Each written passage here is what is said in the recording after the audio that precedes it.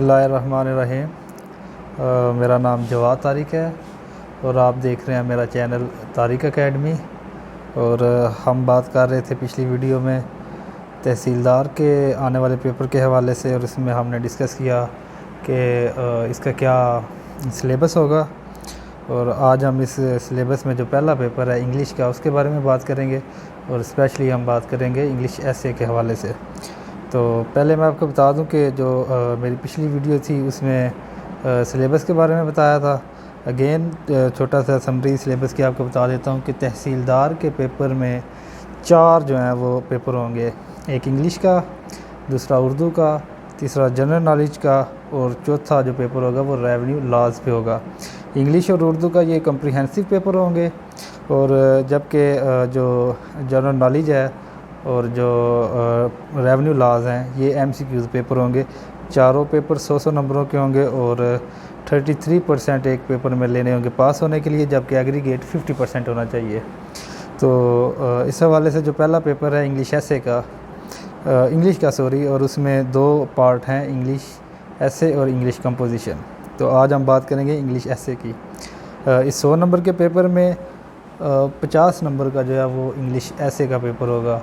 और इंग्लिश एसे के पेपर के लिए मैंने आपको बताया था, लास्ट वीडियो में एक बुक बताई थी, college writing from paragraph to essay. ये बुक जो है इसके बारे में आपको बताया था कि ये काफ़ी हेल्पफुल होगी। तो आज हम जो है वो इस बुक का रिव्यू जो है वो थोड़ा सा लेंगे कि ये बुक क्या है और इसमें आप किस तरह करके अपने एसे को बेहतर कर सकते हैं इस बुक के ज़रिए।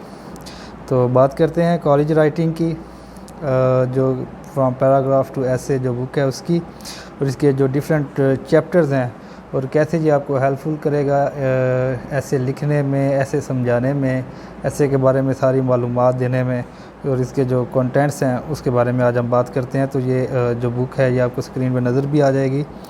इसका अगेन नाम आपको बताता हूँ, college writing from paragraph to एसे।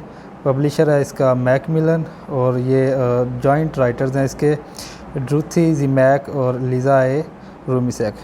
इन दोनों ने ये इस बुक के जो कंटेंट्स हैं उसके बारे में बात करते हैं।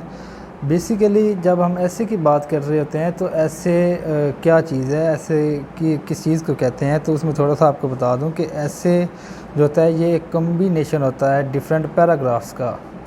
तो ये जो बुक है ये आपको जो स्टार्ट में आपको बताएगी कि आपने पहले पैराग्राफ कैसे डेवलप करने हैं, पैराग्राफ कैसे आप लेके चलेंगे, कैसे पैराग्राफ लिखना है, एक पैराग्राफ, दूसरा पैराग्राफ, तीसरा पैराग्राफ, चौथा पैराग्राफ, 4, 5, 6, 8, 10 जितने भी आपकी डिमांड है या जितने आप वर्ड्स जो हैं वो लिखना चाह रहे हैं, उतने या जितने आप पैराग्राफ्स लिखना चाह रहे हैं।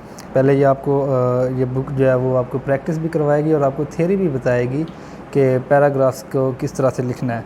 उसमें पहली चीज़ आ जाएगी इसमें जो पहला चैप्टर है वो है प्री राइटिंग का, कि लिखने से पहले आपने क्या करना है, कैसे आपने ब्रेनस्टॉर्मिंग करनी है, कैसे आपने आइडियाज़ कलेक्ट करने हैं, और कैसे आप अपने आइडियाज़ को फिर पैराग्राफ की शक्ल में लेके जाएंगे।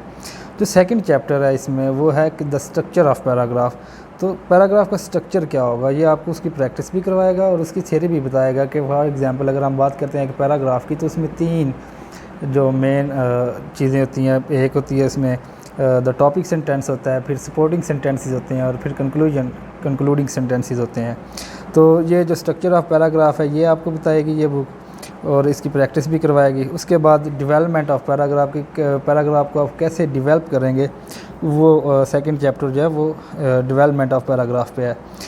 तीसरा जो चैप्टर है इसमें वो आपको डिफरेंस बताएगा कि डिस्क्रिप्टिव और प्रोसेस पैराग्राफ्स में क्या डिफरेंस है, और ओपिनियन पैराग्राफ किस तरह से लिखना है, कंपैरिजन कंट्रास्ट पैराग्राफ्स को किस तरह से लिखना है, और इसकी आपको साथ साथ प्रैक्टिस करवाती जाएगी ये बुक। चौथा चैप्टर इसमें आ जाएगा कि जो मेनली हम जिसको सबसे ज़्यादा इजी समझते हैं जब हम CSS के एसेज़ को देखते हैं, या जब हम PMS के या दूसरे भी जितने भी एसेज़ हैं उनको देख रहे होते हैं, तो जो हमारा फेवरेट एसे होता है वो होता है प्रॉब्लम सॉल्यूशन एसे। तो जो इससे अगला नेक्स्ट चैप्टर है वो बताएगा आपको कि प्रॉब्लम सॉल्यूशन पैराग्राफ्स आप किस तरह से लिखेंगे।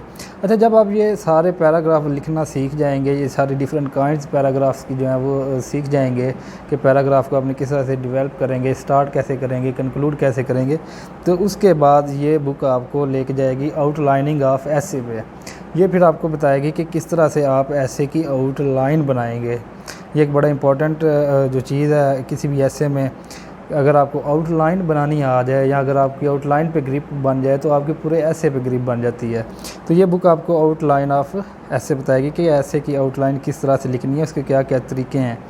उसके बाद ये आपको जो किसी ऐसे के जो मेन दो पैराग्राफ्स होते हैं, एक इंट्रोडक्शन का पैराग्राफ और एक कंक्लूजन का पैराग्राफ। तो ये बुक आपको फिर इंट्रोडक्शन और कंक्लूजन के पैराग्राफ्स के बारे में बताएगी कि वो किस तरह से लिखने हैं। इसके बाद हम आ जाएंगे जी, जो नेक्स्ट चैप्टर है वो यूनिटी और कोहेरेंस है। जैसे कि मैंने आपको पहले बताया कि ऐसे जो होता है वो डिफरेंट पैराग्राफ्स का मजमूआ होता है। तो उन सारे पैराग्राफ्स को किस तरह से आपस में कनेक्ट करना है, किस तरह से पूरी जो आपने एक राइटिंग लिखी है या एक ऐसे लिखा है उसमें कोहेरेंस किस तरह से लेके आनी है, उसमें यूनिटी किस तरह से लेके आनी है, कि वो सारे 8, 10, 15, 20 जो आपने पैराग्राफ लिखे हैं उन सारों का जो मेन मकसद है या उनको यकजा जो किया जाएगा वो किस तरह से किया जाएगा, उसकी प्रैक्टिस आपको ये बुक करवाएगी।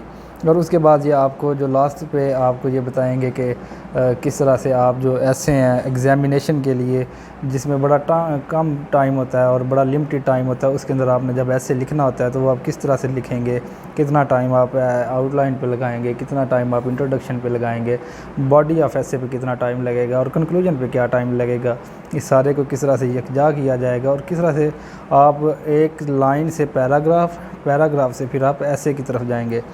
तो ये जो बुक है, अगेन मैं आपको इसकी समरी बता दूं कि ये आपको एक लाइन से शुरू करेगी, आपको बताएगी कि आपने अपनी थीसिस स्टेटमेंट कैसे लिखनी है, इंट्रोडक्शन कैसे लिखना है, फिर पैराग्राफ्स कैसे लिखने हैं, फिर उन पैराग्राफ्स को इकट्ठा कैसे करना है, उनमें कोहेरेंस और यूनिटी कैसे लेके आनी है।